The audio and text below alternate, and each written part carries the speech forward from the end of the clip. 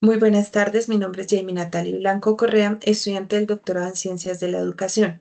El día de hoy voy a presentar un foro videograbación para la asignatura Teorías del Aprendizaje presentado a la docente doctora Laura Rojo Ornelas. El tema que vamos a trabajar el día de hoy es concepto de aprendizaje y valor de las teorías de aprendizaje. Para esto vamos a tener en cuenta cuatro elementos en la introducción. El primero, el marco conceptual donde Young 2012 nos habla que las teorías pues actúan como un puente directo entre la investigación psicológica y la práctica pedagógica en el aula. También se hace relevancia de las teorías donde se destaca que existe una doble función esencial en el ámbito educativo, que es la función práctica y la función cognitiva. Asimismo, se habla sobre perspectivas clave y se menciona la evolución paradigmática.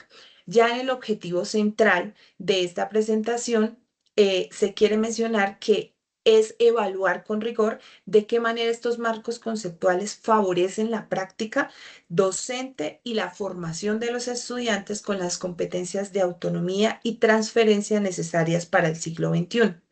Dentro del concepto de aprendizaje, no lo podemos definir con una sola frase, sino que pues este es un concepto integrado que combina el rigor del mecanismo con la amplitud del objeto de estudio. Como primer perspectiva, tenemos a Young 2012, que nos dice que el aprendizaje es un cambio perdurable en la conducta o en la capacidad de comportarse de cierta manera, el cual ocurre como resultado de la práctica o de otras formas de experiencia.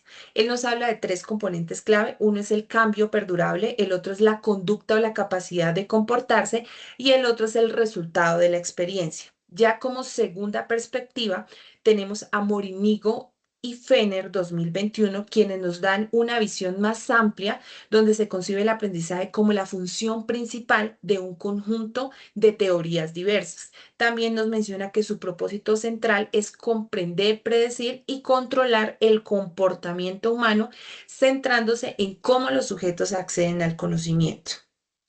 Bueno, ya dentro de los tipos de aprendizaje tenemos el aprendizaje conductual, donde se nos dice que el conductismo se enfoca pues en el cambio perdurable en la conducta, que es un resultado directo de la experiencia. En este caso, la clave es el estímulo-respuesta. Se hablan de dos subtipos, perdón. El primero es el condicionamiento operante, donde el aprendizaje se da a través de ensayo y error y refuerzo. Y el condicionamiento clásico, que el aprendizaje se encuentra asociando estímulos y respuestas. También tenemos la teoría cognoscitiva social o el aprendizaje social u observacional. En este ocurre un salto conceptual donde el aprendizaje ocurre por observación de modelos, sin necesidad de un refuerzo directo. También el mecanismo central y el punto más importante de esta teoría es el determinismo recíproco. El aprendizaje es una compleja interacción entre lo que hacemos, que es la conducta, el entorno, que es el ambiente, y nuestros pensamientos y creencias, que es la cognición. También tenemos el aprendizaje como procesamiento de la información. En este se conceptualiza la mente como un sistema activo análogo a una computadora y su mecanismo central es la adquisición de conocimientos a través de procesos mentales clave, la codificación, el almacenamiento y la recuperación de información en la memoria. En este caso, pues el aprendizaje depende de la atención y de la capacidad para que se puedan mover datos desde la memoria sensorial a la memoria de trabajo y que finalmente se puedan codificar en la memoria a largo plazo. También tenemos el aprendizaje constructivista, donde se lleva el rol del estudiante pues a su máxima expresión. Su definición es que el aprendizaje pues es un proceso activo donde el aprendiz construye el conocimiento y el significado, y el requisito fundamental es conectar la información nueva con la que ya tenían anteriormente. Chang mencionaba dos enfoques esenciales. El primero es el constructivismo cognitivo, donde se da un desarrollo cognitivo individual, y el segundo es el constructivismo sociocultural. Bueno, dentro de los tipos de aprendizaje, también vamos a resaltar dos áreas esenciales. La primera es una clasificación instrumental detallada que fue planteada por Morinigo y Fener. En esta se hablan de cuatro aspectos. Uno es el refuerzo positivo, que es el premio, donde se da un estímulo deseado para aumentar la conducta. Se habla de un refuerzo negativo, que es la huida, que se se retira ese estímulo aversivo para aumentar la conducta y también se hace un contraste con castigo y omisión. Esto siempre con el objetivo pues de disminuir la probabilidad de una conducta. Todo esto se encuentra enfocado al conductismo.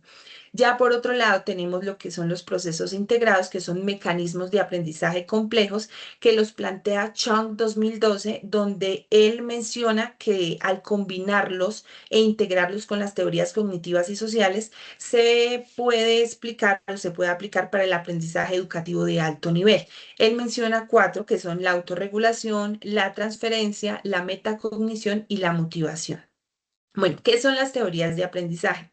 En este caso, pues el concepto de las teorías de aprendizaje se define por su rol como marcos conceptuales sistemáticos que integran la investigación y la aplicación práctica cumpliendo una doble función esencial.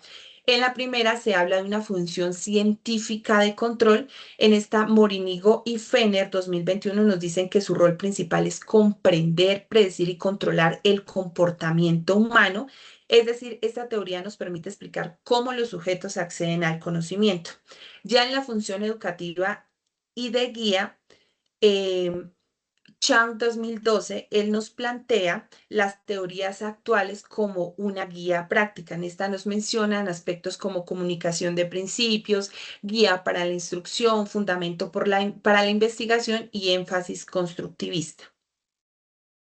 Bueno, ya en la importancia de las teorías de aprendizaje, su importancia radica en su papel como fundamento para la práctica educativa y la investigación, siendo un puente vital, como lo describe Chang 2012, analizamos su impacto en dos pilares esenciales. Entonces, el primer pilar tenemos el pilar de la guía y aplicación práctica. Este pilar se centra en la utilidad para el docente.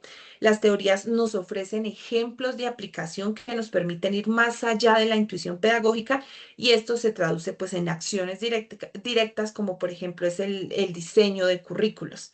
También tenemos el pilar de la utilidad científica y de control. Este, según Morinigo y Fener 2021, este se centra en el rigor científico y las teorías nos dan el marco para que podamos comprender, predecir y controlar el comportamiento humano. En esta se nos plantean solución de problemas reales, un control y predicción y un rigor metodológico. Bueno, ya para concluir, dando respuesta a la pregunta guía de qué manera las teorías de aprendizaje favorecen la práctica docente y la formación de los estudiantes, la respuesta es que las teorías son el puente esencial y son el fundamento científico, pues que transforma la psicología en una disciplina aplicada, creando pues un ciclo virtuoso, como se menciona a continuación. En el caso del impacto en la práctica docente, el docente ejerce el rol de diseñador. En este, las teorías eliminan la intuición y permiten que el educar se convierta en un diseñador instruccional y un diagnosticador eficaz. Asimismo, en el impacto en la formación de estudiantes, que es el agente activo, para el estudiante el impacto es la autonomía y la capacidad de adaptación. Eso, en definitiva, hace que el docente utilice la teoría para diseñar el entorno y ese entorno forme individuos autónomos, autorregulados y críticos. Estas son las referencias. Muchas gracias.